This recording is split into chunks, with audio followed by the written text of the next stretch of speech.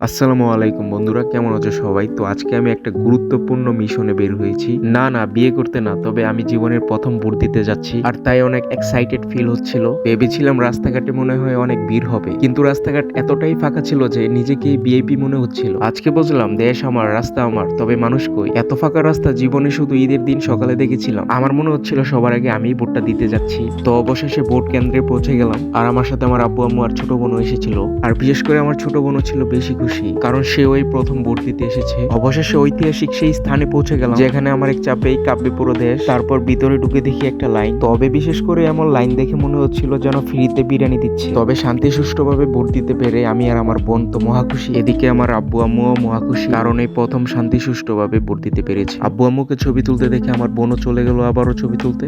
আর আমি সেটা সহ্য করতে না পেরে সেলফি ক্যামেরা অন করে ফেললাম। তো সর্বশেষে এখন বাসার উদ্দেশ্যে রওনা দেওয়ার পালা। এই যে এখন যেই কালিটা দেখতেছেন, এটা শুধু কালি না ভাই, এটা সম্মানের বেজ। আর আমি মনে মনে ভাবছিলাম এই কালিটা জানি কয়দিনে ওঠে। তো যাই হোক, কে কি মার্কায় ভোট দিয়েছিলেন একটু কমেন্ট করে জানিয়ে দিয়েন। সবাইকে টাটা, দেখা হবে আবার নতুন কোনো ব্লগ ভিডিওতে।